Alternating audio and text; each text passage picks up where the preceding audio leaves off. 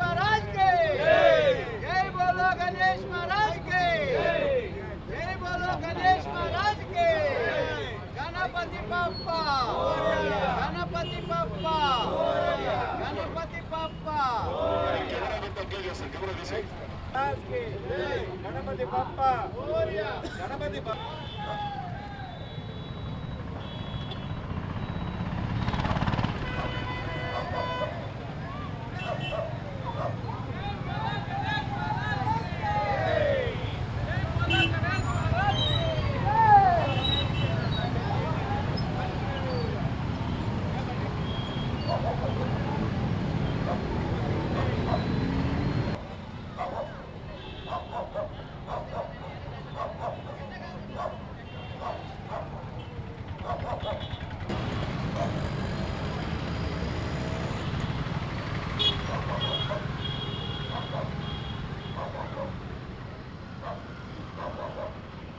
ఘనంగా వినాయక చవితి మహోత్సవాలని ఇటు తిరుపతిలోనే కాదు భారతదేశం మొత్తం కూడా అంగరంగ వైభవంగా భారతదేశంలో హిందువులకు మొదలయ్యే తొలి పండుగ వినాయక చవితిని ఘనంగా నిర్వహించుకోవడం జరిగింది. ఈ సందర్భంగా నిన్న ఏదైతే వినాయక సాగర్ దగ్గర గణేష్ నిమజ్జన కమిటీ ఆధ్వర్యంలో ఏదైతే ఇండ్లల్లో వినాయకుని పూజించి ఆ విగ్రహాలని వినాయక సాగర్లో కలపడానికి వచ్చిన వారికి అందరికీ కూడా సకల సౌకర్యాలను గణేష్ నిమజ్జన కమిటీ ఆధ్వర్యంలో అటు తిరుపతిలోని టీటీడీ కావచ్చు, కార్పొరేషన్ కావచ్చు, పోలీసు వారి సహాయ సహకారాలతో ఘనంగా నిర్వహించడం జరిగింది.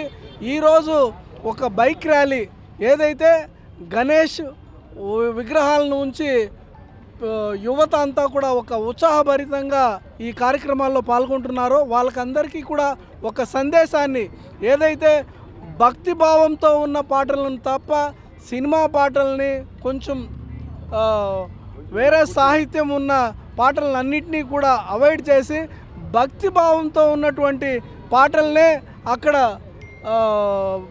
మొదలుపెట్టి గణేష్ మహారాజ్కి జై అంటూ నినాదాలతో పూజలు నిర్వహించాలన్న ఒక సందేశాన్ని తిరుపతిలో ప్రజలందరికీ కూడా ఇవ్వడానికి ఒక బైక్ ర్యాలీని ఈరోజు స్టార్ట్ చేయడం జరుగుతోంది వినాయక నిమజ్జన కమిటీ ఆధ్వర్యంలో. ఆకాశాన్ని అంటే విధంగా సంబరాలు కోలాహలంగా నడుస్తుంది.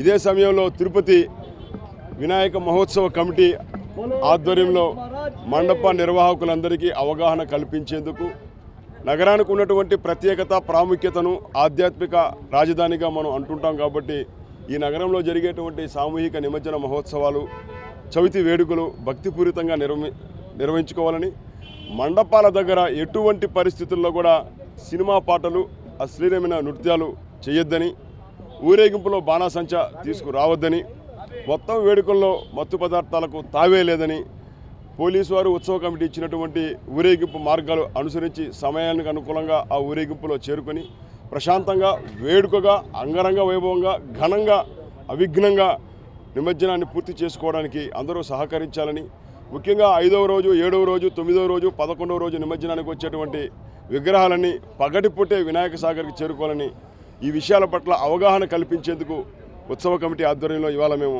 ద్విచక్ర వాహన ర్యాలీని, మండపాల సందర్శన ద్విచక్ర వాహన ర్యాలీని ప్రారంభించుకుంటున్నాం.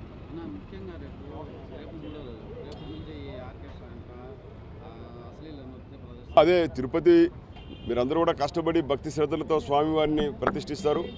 ప్రతిష్ఠించినప్పటి నుంచి నిమజ్జనం చేసేదాకా అంతే భక్తి శ్రద్ధలతో నియమ నిష్టలతో పవిత్రంగా చేయాలని పిలుపునిస్తున్నాము. ఎందుకంటే గణనాథునికి ఈ సినిమా పాటలంటే ఇష్టం లేదు, ఆది దేవునికి అశ్లీలమైన నృత్యాలు అస్సలే ఇష్టం ఉండదు. పవిత్రమైనటువంటి మనస్సుతో పూజ చేసిన వారికి మాత్రమే వారి యొక్క అనుగ్రహం లభిస్తుంది. కాబట్టి పార్వతీ పుత్రుని యొక్క అనుగ్రహం కోసం పర్యావరణ హితమైనటువంటి పవిత్రమైనటువంటి భక్తిపూరితమైన పండుగ చేసుకుందామని అవగాహన కల్పిస్తే ప్రయత్నం చేస్తున్నాం.